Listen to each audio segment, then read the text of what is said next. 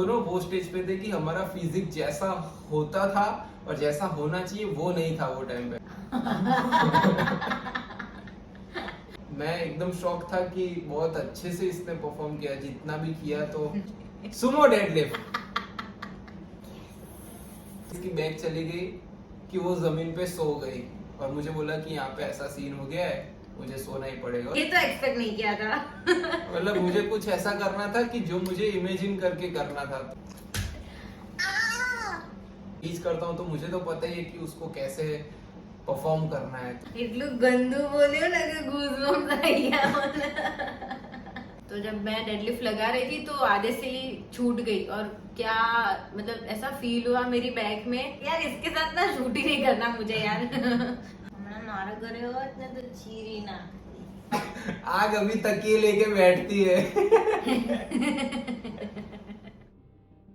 What's good people, welcome back to my channel. तो ये जो व्लॉग है वो बहुत ज्यादा इम्पोर्टेंट होने वाला है और बाकी के व्लॉग से थोड़ा सा अलग होने वाला है, क्योंकि पिछले 2-3 व्लॉग से मैं वही चीज बता रहा था कि कुछ खतरनाक होने वाला है, कुछ बड़ा होने वाला है, कुछ ऐसा होने वाला है जो किसी को पता नहीं होगा, और वो चीज हो चुकी है। और ये जो व्लॉग है उसी के बारे में है कि क्या था वो, कैसा था, क्यों था। तो वो सारी चीजों की बातें अभी करनी है। और कैसा था कि ये चीज ऐसी हुई है कि सब जगह हम लोग शूट नहीं कर पाए। तो हम लोगों ने कुछ जगह शूट किया है तो कुछ जगह बोला नहीं है। तो हम लोगों ने सोचा कि इस वीडियो को ऐसा बनाते हैं, और हम दोनों के लिए इक्वल इतना इम्पोर्टेंट था, इसलिए सोचा कि हम दोनों साथ में बैठ के इस चीज को बनाते हैं। तो बस ये ब्लॉग को स्टार्ट करते हैं, तो लेट्स गो। तो वो जो मैं बात कर रहा था कि बहुत बड़ी चीज होने वाली है, हो चुकी है, और वो ये है कि हम लोगों ने रिसेंटली मसल ब्लेस का ऑफिशियल प्रोडक्ट लॉन्च शूट किया है।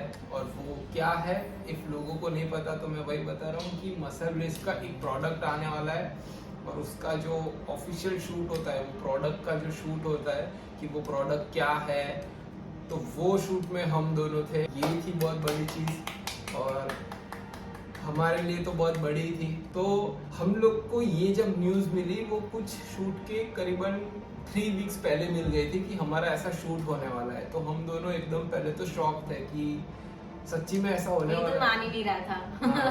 मैंने इसको बताया ना तो मान ही नहीं रहा था ये। मुझे तो इसको लगा मैं इसको हाँ बना रही हूँ। हाँ, क्योंकि मुझे ऐसा ही था कि ये तो नहीं हो सकता। तो हमारे पास थे 3 वीक, और हुआ ये था कि हमारे जो उसके पहले के जो 3 महीने 4 महीने थे वो हमारे ट्रेनिंग और डाइट दोनों के बहुत गंदे थे। क्योंकि कैसा था कि कुछ ना कुछ आ जा रहा था, जैसे कि कुछ इवेंट आ गया जिसमें हमारा डाइट नहीं हो पाया, कुछ फंक्शन आ गया जिसका ट्रेनिंग नहीं हो पाई, कुछ ऐसा चीज हो गया जिसमें हम लोग नहीं कर पाए। और मेनली ऐसा था कि इसका दिमाग खराब रहता था, उसके वजह से मेरा भी डाइट बिगड़ता था। इसका कुछ ना कुछ नाटक रहता था तो इसको खाना पड़ता था, तो उसके चक्कर में नहीं, ये बोल रहा था कि चल कुछ खाते हैं। कुछ इस करने में डाइट की वाट लग गई थी। तो ऑब्वियसली डाइट ठीक नहीं होगा तो तुम्हारा फिजिक भी थोड़ा बिगड़ ही जाएगा। तो हम दोनों वो स्टेज पे थे कि हमारा फिजिक जैसा होता था और जैसा होना चाहिए वो नहीं था वो टाइम पे। पर जैसे ही हम लोग को पता चला कि भाई ऐसा कुछ होने वाला है, तो बहुत जोर से लगी कि भाई ये तो गंदा सीन हो गया, एकदम गंदे टाइम पे आ गया। Wrong timing. रॉन्ग टाइमिंग वो नहीं, ऐसा कुछ वो ऐसा इंस्टा पे आता है कि रॉन्ग टाइमिंग पे सही पर्सन मिलता है ऐसा। तो ये अभी ऐसा हो गया कि रॉन्ग टाइमिंग पे सही अपॉर्चुनिटी मिल गई। तो 3 वीक थे हमारे पास। 3 वीक में हम लोगों ने डाइट नेक्स्ट लेवल कर दिया, ट्रेनिंग बहुत बढ़ा दी। तो 3 वीक हम लोगों ने बहुत मस्त निकाले, जैसे जाने चाहिए थे वैसे जाने दिए। मुझे तो ऐसा लग ही रहा था कि 3 वीक में जितना रिजल्ट लेना चाहिए उतना तो आ गया था। पर ऑब्वियसली हम लोग को पता है कि 3 वीक में तो ऐसा नहीं हो सकता कि 4-5 महीने में जो शरीर बिगड़ा है वो 3 वीक में अच्छा, 3 वीक में तो अच्छा नहीं हो सकता। 3 वीक में हाँ। फरीदी बोल रहे एक तो बोले ये भी बाप है। શાંતિ કરવાની નહીં બરાબર, આ તો તારા ઘરમાં બેઠા છીએ એટલે દયા કરું છું. હમણાં મારા ઘરે હોત ને તો ચીરી નાખતી. आपको लगता है मैं इसको मारता नहीं हूँ? मैं इसको मारू भी सही, पर इसके अंदर से जो गंध मारती है वो आपको नहीं पता। मैं उसको मारने जाऊं पर मेरी नाक में सांस तो लो ना, सांस ही नहीं ले पाता इसके पास जाते हैं। आपको नहीं पता मैं यहाँ पे कितनी ऐसे सैंड की बोतल लेके रखता हूँ। जैसे ही मेरा ब्रेक खत्म होता है इतलू गंदू बोल्यो ना कि गूज़बम्स आई ગયા મને.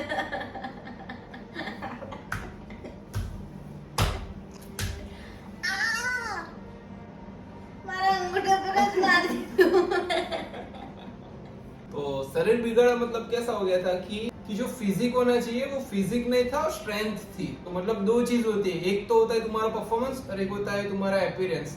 तो हमारा अपीयरेंस कम हो गया था और परफॉर्मेंस बेटर हो गया था। हमारा स्ट्रेंथ बढ़ गया था पर जो हमारा अपीयरेंस होना चाहिए वो नहीं था। तो वो चीज हम लोग एक्सेप्ट करते हैं कि हाँ भाई इतना 4 महीना बिगड़ा है डाइट को लेके, तो वो तो होना ही है। फिर फाइनल डे आया जब हमारा शूट होने वाला था, मतलब जो ऑफिशियल शूट था। तो सब कुछ रेडी वेडी करके हम लोग लोकेशन पे पहुंचे। ठीक है, हम लोग जैसे ही पहुंचे तो कोई आया नहीं था। हमारे सबसे पहले हम ही आए थे। हाँ, 2 टीम थी, 2 टीम में से फर्स्ट टीम आ गई और दूसरी टीम को आने में और 1 घंटा लगा। उसके बाद हमारे सारे आउटफिट थे वो सेट किए कि हम लोग को क्या पहनना है क्या नहीं। फिर लाइट नहीं आई थी, तो लाइट आने में 1.5-2 घंटा और लग गया। मतलब 12 बजे के कॉल टाइम में हमारा शूट स्टार्ट हुआ 3:30 पौने 4 बजे हमारा फर्स्ट टेक आया था और इसका फर्स्ट टेक था। पर जैसे ही लाइट सेटअप होने वाला था वो ड्यूरेशन में इसको पेन होना स्टार्ट हो गया। क्या पेन हुआ कि जो वो 3 वीक का जो ड्यूरेशन था ना, जहाँ पे बहुत ऐसे करके बहुत ज्यादा मेहनत कर दी कि करना ही है, तो इसने 1 वीक में 3 डेडलिफ्ट के सेशन ले लिए। उसके वजह से कुछ तो इसको हो गया था बैक में, जो मुझे उतना बताया नहीं इसने। उसको पता था कि वो मुझे बताएगी तो मैं बोलूंगा ही उसको, कि मना किया था फिर भी उसने किया।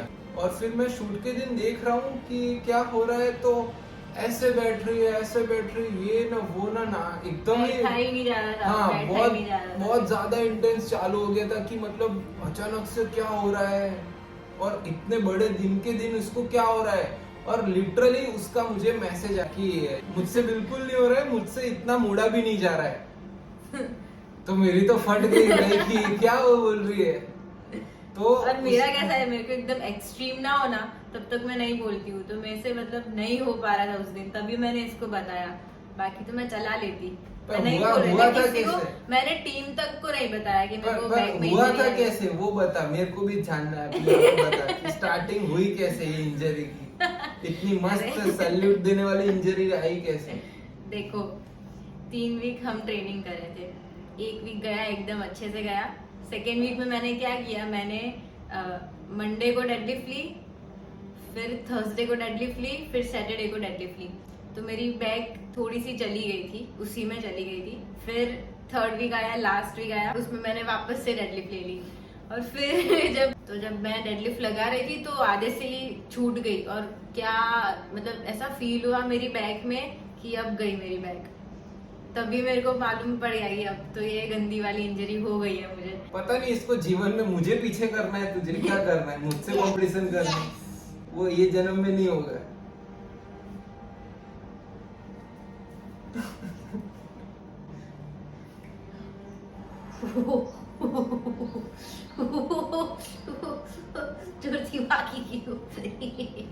मुझे ये समझ नहीं आता कि लोग जिम में डेडलिफ्ट करते हैं, ये डेडलिफ्ट के अंदर जिम कर देती है। बीच में डेडलिफ्ट होता है इसका, बीच बीच में बाइसेप मार लिया, ट्राइसेप मार लिया, है ना।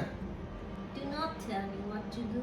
जब शूट स्टार्ट होने वाला था, इतनी खतरनाक इसकी बैक चली गई कि वो जमीन पे सो गई और मुझे बोला कि यहाँ पे ऐसा सीन हो गया है, मुझे सोना ही पड़ेगा। और बिल्कुल ही बैंड नहीं हो जा रहा था। मतलब वो अगर वो इतना भी बैंड नहीं हो पा रही है तो फिर वो लिफ्ट कैसे करेगी, वो वर्कआउट कैसे करेगी। फिर जैसे तैसे करके पेन किलर मंगवाई, पेन किलर लेके, मतलब शूट के बीच में जो मैंने बताया ना कि 3 घंटे का ब्रेक था, 3 घंटे के ब्रेक में इसने 4 बार वार्म अप कर लिया। वो लोग भी दूर से आए थे शूट के लिए। अभी मेरे अकेले की वजह से मेरे को पूरा शूट नहीं बिगाड़ना था। फिर भी मैंने किया। पेन किलर ज्यादा कुछ इतना असर नहीं कर मतलब रही थी मुझे। पेन किलर लिया और फिर मैं एकदम शॉक था कि बहुत अच्छे से इसने परफॉर्म किया, जितना भी किया। तो स्टार्ट किया, स्टार्टिंग से ही डेडलिफ्ट से ही था इसका। लिटरली जिस वेट से वो अब कभी टच भी नहीं करती, जिस वेट को पहला सेट भी इसका उस वेट में नहीं होता है, उस वेट को वो उठा भी नहीं पा रही थी। वो लिटरली बारबेल भी पकड़ के ऐसे झुक नहीं पा रहे थे। फिर भी मैंने और पूरी टीम सब लोग सिर्फ एक ही चीज बोल रहे थे कि बस एक बार उठा लो, एक बार उठा लो। और मैं गिन रहा था, वही 10-10 की प्लेट डाल के 7 बार उठाया उसने, 7 बार। और वो भी 7 बार सिंगल रैप नहीं, स्टार्टिंग से लेके 3 रैप, 4 रैप, 5 रैप, 6 रैप, ऐसे लगे हैं 7 सेट मारे कांस्टेंट। और मेरे को हर एक रैप में पेन हो रहा था, हर एक रैप में। पर मैं मेरे को तो क्या हो रहा था कि जैसे ये उठा रही है, ठक करके टूट ना जाए। मेरे को वही लग रहा था कि अब उखड़ जाऊंगी मैं पूरा, जब नीचे जाऊंगी ना तो उखड़ ही जाऊंगी, वैसा हो रहा था मेरे को। बट फिर खत्म किया। तो उसके बाद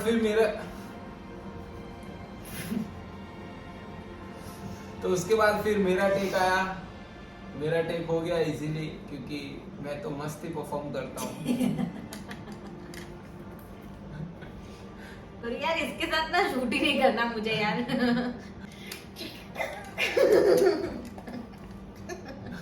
जो मुझे बताया था उस हिसाब से मैंने सारी चीजें, मेरे हिसाब से तो मैंने 100% दे दी। सब शौक हाँ इसके परफॉर्मेंस के बाद तो कि भाई ये क्या हो गया। ये तो एक्सपेक्ट नहीं किया था। मतलब मुझे कुछ ऐसा करना था कि जो मुझे इमेजिन करके करना था, तो वो सारी चीजें मैं क्लास में करवाता ही हूँ। मतलब मैं वो सारी चीजें टीच करता हूँ, तो मुझे तो पता ही होगा कि उसको कैसे डील करना होता है, कैसे हैंडल करना होता है। तो मे बी नए लोगों के लिए वो थोड़ा ऐसा होगा कि ये कैसे करने का है, इतना ओपन कैसे होने का, इतना खुल के कैसे करने का। पर वो सारी चीजें मैं टीच करता हूँ, तो मुझे तो पता ही है कि उसको कैसे परफॉर्म करना है। तो वो मेरा प्लस पॉइंट था कि जो मैं इतने सालों से कर रहा हूँ उसी चीज को मुझे करना था, तो वो मैंने और अच्छे से कर दिया। स्टिल एक कॉन्फिडेंस चाहिए होता है, भले तेरे को आता हो बट उसको फिर एग्जीक्यूट करना बहुत बड़ी बात है। तो उसके बाद फिर मेरा टेक खत्म हो गया। तो उसके बाद इसका टेक आया, फिर उसके बाद वापस मेरा टेक आया। स्क्वाट्स था और वो जैसे तैसे करके उसके अंदर भी एक बार में नहीं खत्म किया, उसके भी 4-5 सेट करवा दिए यार, बताओ। और वो भी कितना खतरनाक होता है, एक साइड प्लेट और एक साइड कुछ नहीं, तो उसमें कोर भी उतना ही होल्ड कर का असर तब चालू हुआ था। फिर तो डेडलिफ्ट स्क्वाट खत्म हो गया, उसके बाद तो फिर वो बैटल रोप, कैटाबेल वगैरह ही था।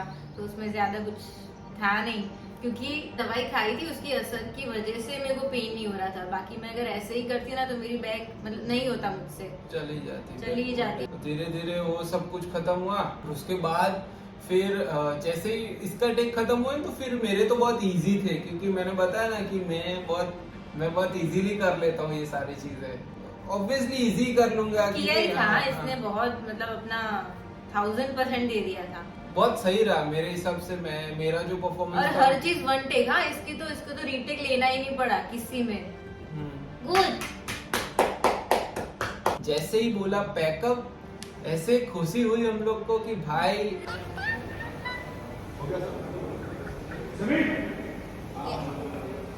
वादियों में पैकअप। ये शूट है ना, ऐसे मौत पे आके रुका था कि आज तो बैग जाएगी या तो शूट जाएगा, दोनों में से कुछ तो जाने वाला है। तो फाइनली शूट बच गया और बैग भी बच गए, दोनों बच गए। बैग को ये पहली बार बैक इंजरी नहीं आई। उसका इतना खतरनाक दिमाग, इंजरी आ गई थी, उसके 3 दिन बचे थे। मैंने उसको बोला कि बहुत कर, मैंने 3 दिन बचे थे अभी भी, समझो शूट है ना, उसके 3 दिन पहले मैंने उसको बोला कि एक काम कर, अभी ये जो 3 दिन है ना उसमें वर्कआउट मत करना, तीनों दिन तू रेस्ट कर, यहाँ पे आके स्ट्रेचिंग कर, मोबिलिटी कर। ब्लॉग लेना था यार मुझे। तीनों दिन इसने वर्कआउट किया और खतरनाक इसकी इंजरी थी। मैं सिर्फ वार्म अप कर रही थी। सही में यार, नहीं मैंने प्लेट भी नहीं लगाई एक भी। तीसरे दिन मैं घर गया, वो जिम में रही, बोले मैं वर्कआउट करूंगी, मेरे को ग्लूट्स करना है। ग्लूट्स करने बैठी बहन, और क्या किया नहीं मानोगे, सुमो डेडलिफ्ट।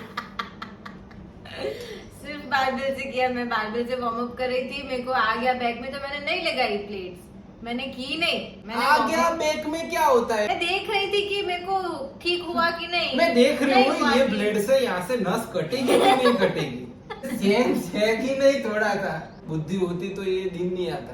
हीरो के अंदर आग तो थी, आग को क्या करने का? शूट खत्म किया मैंने। आग आग अभी तकिए लेके बैठती है।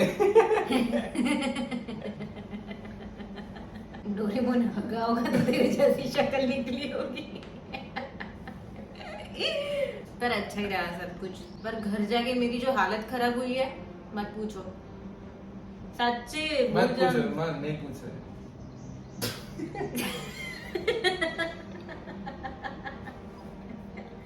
नॉर्मली खत्म हो जाता ना शूट तो इतना मजा नहीं आता, सच हाँ। बताऊं ये एकदम ज्यादा याद रह गया है कि हाँ, मैं पहले ही भी शूट में ऐसा सीन हो गया। मैं नो डाउट मैं इसको पुश कर रहा था कि आज कर ले 3 घंटा कर ले, पर मुझे अंदर से ऐसा डर तो था ही कि अगर इसने ज्यादा फोर्स कर दिया अपने आप को और अभी कुछ हो गया तो फिर बहुत बड़ा प्रॉब्लम हो सकता है। तो वो तो पर मुझे मैं था तो ना इस पे अंधा भरोसा करती हूँ, इसने बोला कि हाँ कर दे कुछ नहीं होगा तो मैं तो करने लगूंगी। समझो कि एक वही चीज चल रहा था कि गीता तुझे करना है, गीता तुझे करना है, वो वाला सीन चल रहा था कि भाई अब पता चल गया ना मूवी की आई। हाँ, ये जो पूरा जर्नी था वो बहुत मस्त था।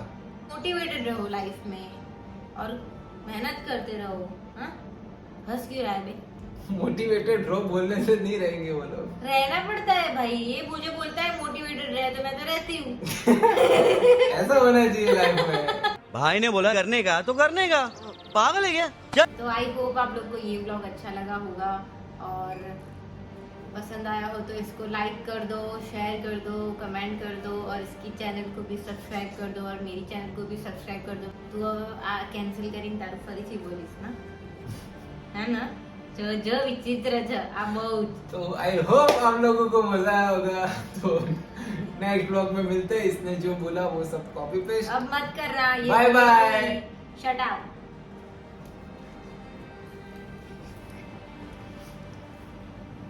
फोड़ दाई। ये तो नहीं है, हाँ मेरे से बदबू नहीं आती है।